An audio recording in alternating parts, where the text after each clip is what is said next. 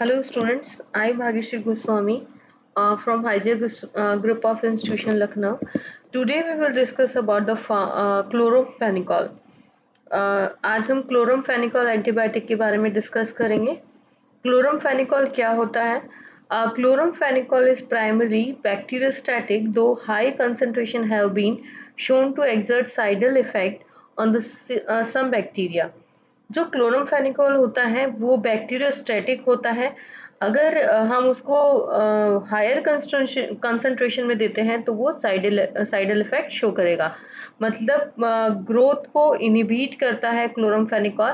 लेकिन अगर उसकी हायर कंसंट्रेशन या हाई कंसंट्रेशन पे देते हैं तो वो क्या होगा, बैक्टीरिया को किल करने वाला इफेक्ट शो करता है। Chloramphenicol was highly active against Salmonella, including Salmonella typhi, but resistant strains are now rampant. जो क्लोरमफेनिकॉल होता है वो साल्मोनेला जो बैक्टीरिया होता है उसके अगेंस्ट काम करता है, जैसे कि साल्मोनेला टाइफी। ये रेजिस्टेंस भी करते हैं। अब हम इसके मैकेनिज्म ऑफ एक्शन की बात करें। क्लोरमफेनिकॉल जो होता है वो बाइंड कर जाता है 50S राइबोसोमल सब यूनिट से। जो क्लोरमफेनिकॉल होगा वो 50 जैसे 30 और 50S राइबोसोमल यूनिट होती हैं, तो ये क्या करता है 50S राइबोसोमल यूनिट से क्या हो जाएगा, बाइंड कर जाएगा। जब ये बाइंड कर जाता है तो उसके बाद में ये क्या करता है, prevent formation of peptide bond. जो प्रोटीन सिंथेसिस की जो इलोंगेशन प्रोसेस होती है जिसमें अमाइनो एसिड एक बॉन्ड के थ्रू क्या होते हैं, अटैच होते हैं। तो जो वो बॉन्ड होता है, जो पेप्टाइड बॉन्ड होता है, उसके फॉर्मेशन को ये क्या कर देते हैं, बनने नहीं देंगे। ये बनने नहीं देंगे तो क्या हो जाएगा, प्रोटीन सिंथेसिस रुक जाएगा। तो ये क्या करते हैं क्लोरमफेनिकॉल, ये प्रोटीन सिंथेसिस जो प्रोसेस होती है उसको क्या करते हैं, इनहिबिट कर देते हैं। उसके बाद हम एसएआर की बात करते हैं। जो एसएआर है ये क्लोरमफेनिकॉल की स्ट्रक्चर यहाँ पे दी गई है। अब हम देखेंगे मॉडिफिकेशन ऑफ पैरानाइट्रोफिनाइल ग्रुप। जो पैरानाइट्रोफिनाइल ग्रुप है यहाँ पे अगर हम सब्स्टिट्यूशन करते तो क्या इफेक्ट होगा और क्या क्या हम सब्स्टिट्यूशन करेंगे। तो फर्स्ट है, if the nitro group of phenyl ring of chloramphenicol is replaced by other substrate like CN, their physiological activity is reduced. ये जो नाइट्रो ग्रुप है, अगर हम यहाँ नाइट्रो ग्रुप ऑफ फिनाइल है, मतलब जो नाइट्रो ग्रुप है क्लोरमफेनिकॉल का, तो उसको हम अगर साइनाइड से अगर हम रिप्लेस कर देंगे तो जो क्लोरमफेनिकॉल की फिजियोलॉजिकल एक्टिविटी है वो क्या हो जाएगी, कम हो जाएगी। Shifting the nitro group from para position reduces the antibacterial activity. अगर हम ये जो नाइट्रो ग्रुप यहाँ पे अटैच है, यहाँ पे ना लगा के हम मेटा या ऑर्थो पोजीशन पे अगर हम लगा देंगे तो क्या होगा, जो एंटीबैक्टीरियल एक्टिविटी है वो क्या हो जाएगी, कम होने लग जाएगी। If phenyl ring of chloramphenicol is replaced by alicyclic or heterocyclic ring, then the resulting antibiotic is found to be less effective. अब अगर ये जो फिनाइल ग्रुप है इसकी जगह हम कोई भी एलिसाइक्लिक या फिर हेट्रोसाइक्लिक रिंग लगा देते हैं तो क्या होगा, मतलब ये बहुत कम अपनी एंटीबायोटिक एक्टिविटी शो करेगा, ये अपना इफेक्टिवनेस कम शो करेगा। फिर उसके बाद हम बात करते हैं मॉडिफिकेशन ऑफ डाइक्लोरोएसिटामाइड चेन। अब डाइक्लोरोएसिटामाइड चेन की बात करते हैं। If chloro group is replaced by bromo group, the antibacterial activity is only 80%। अगर हम क्लोरीन ग्रुप की जगह ब्रोमीन लगा देते हैं तो वहाँ पे क्या होगा, जो एक्टिविटी है वो एंटीबैक्टीरियल एक्टिविटी वो क्या हो जाएगी, केवल 80% ही रह जाएगी। उसके बाद हम बात करते हैं मॉडिफिकेशन ऑफ 1,3 प्रोपेन डायोल। अब यहाँ पे जो प्रोपेन डायोल है हम उसके बारे में बात करेंगे कि यहाँ पे क्या क्या चेंजेस होंगे। The propane-diol group is essential for its antibacterial activity. जो ये propane-diol है वो antibacterial activity के लिए बहुत ही जरूरी है। If the length of the propane is altered, the drug is deactivated. अगर propane की लेंथ जो होती है अल्टर्ड हो जाती है तो वो जो ड्रग है वो क्या हो जाएगी, डीएक्टिवेट हो जाएगी। if the bulkier substituents are introduced, activity is decreased. अगर यहाँ पे हम कोई बल्कियर ग्रुप लगा देते हैं, मतलब ऐसी कोई रिंग या फिर कोई भी बल्कि ग्रुप लगा देंगे, तो क्या होगा, वहाँ पे जो एक्टिविटी है वो क्या हो जाएगी, डिक्रीज होने लग जाएगी। ठीक है, ये था एसआर। अब हम आगे जो बात करेंगे वो हम सिंथेसिस के बारे में बात करेंगे।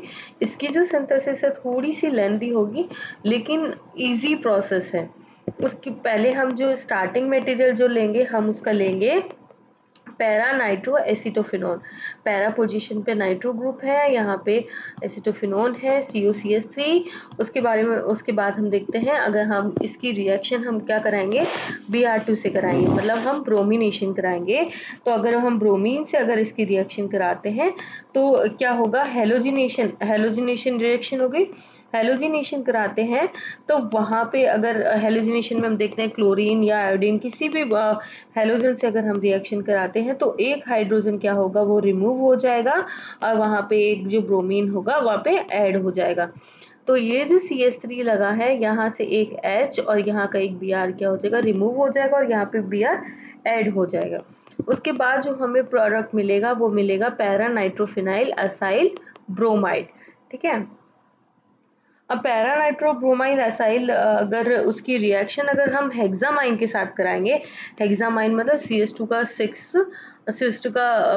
6 N4, और हेक्सामाइन की जो रिएक्शन है हमेशा हम HCl और इथाइल अल्कोहल के साथ में कराते हैं। तो जब हम यहाँ पे रिएक्शन कराएंगे तो क्या होगा, ब्रोमीन के ग्रुप का सब्स्टिट्यूशन कराएंगे और वहां पे क्या मिल जाएगा हमें, alpha amino para nitro acetophenone. ठीक है, अल्फा यहाँ पे हो जाएगा। फिर उसके बाद जो हम रिएक्शन कराते हैं वो, अब हमें यहाँ पे क्या है, अब हमें असाइल ग्रुप का एडिशन कराना है। तो हम क्या करेंगे, यहाँ पे असाइलेशन कराएंगे।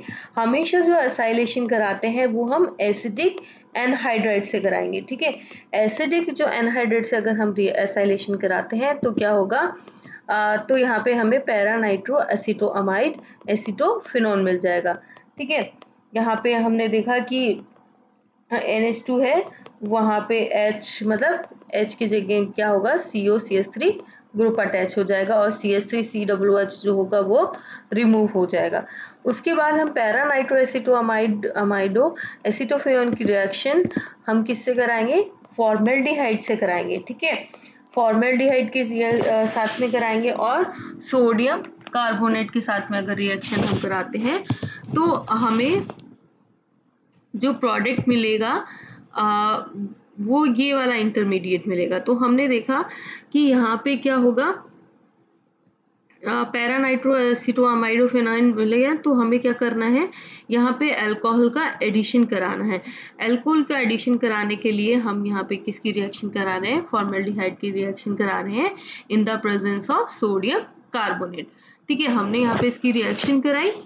फिर उसके बाद में हम देखते हैं कि अब हमें यहाँ पे क्या करना है, यहाँ पे हम रिडक्शन कराएंगे। ठीक है, जब हम रिडक्शन कराते हैं तो रिडक्शन हमने कराया तो यहाँ पे क्या करेंगे, ये जो कीटोन ग्रुप है उसको हमें किस में कन्वर्ट करना है, अल्कोहल में कन्वर्ट करना है। जब हमें अल्कोहल में कन्वर्ट करना पड़ेगा तो हमें क्या करना है, यहाँ पे रिडक्शन करना है।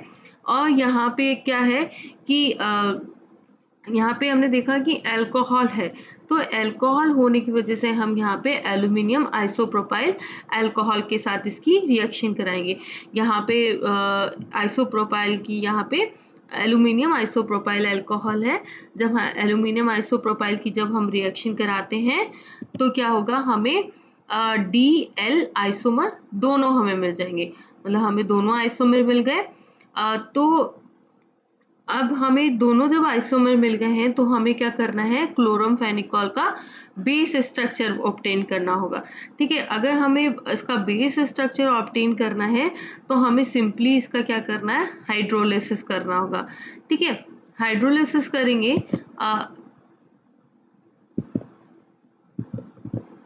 जब हम हाइड्रोलिसिस करेंगे और हम इसकी रिएक्शन किससे कराएंगे, HCl मतलब HCl से कराएंगे और इसका हाइड्रोलिसिस होगा तो ये क्या हो जाएगा, CH3COCl जो Cl है वो रिमूव हो जाएगा और रिमूव होने के बाद में क्या होगा, हमें क्लोरमफेनिकॉल बेस मिल जाएगा। जब हम जानते हैं कि क्लोरमफेनिकॉल का बेस मिल गया हमें और हम यहाँ पे जानते हैं कि जो क्लोरमफेनिकॉल की जो डी फॉर्म होती है, जो डेक्स्ट्रो फॉर्म होती है, वो ही एक्टिव फॉर्म होती है। ठीक है, तो हम इसकी फर्दर हम क्या करते हैं, रिएक्शन कराते हैं। तो हम देखते हैं इसकी मतलब रेजोल्यूशन कराएंगे, Cl और डाइक्लोरोमिथाइल एसीटेट के साथ में रिएक्शन होगी, इसका रेजोल्यूशन रिएक्शन होगी जो कि हम फॉलोड कराएंगे, फॉलोड होगी डाइक्लोरोमिथाइल एसीटेट के साथ में जो हमने ये कराई। फिर उसके बाद में हमें क्या बच जाएगी, एक एक्टिव फॉर्म मिल जाएगी जो कि डी फॉर्म होती है। डेक्स्ट्रो जो फॉर्म होती है वो ही एक्टिव फॉर्म होती है। उसके बाद जो होगा हमें फाइनल प्रोडक्ट हमें क्या मिल जाएगा, क्लोरमफेनिकॉल मिल जाएगा। जो क्लोरमफेनिकॉल है वो हमें डी फॉर्म में ही चाहिए होता है क्योंकि बहुत ही ज़्यादा एक्टिव होता है। ठीक है, ये थी इसकी सिंथेसिस क्लोरमफेनिकॉल की। आई होप आपको सबको समझ आया हो। इसकी स्टेप्स बहुत ज़्यादा इजी हैं, ज़्यादा पैनिक होने की इसमें ज़रूरत नहीं है कि स्टेप वाइज अगर हम चलते जाएंगे तो इजीली हमें रिएक्शन याद हो जाएगी। Okay, thank you students.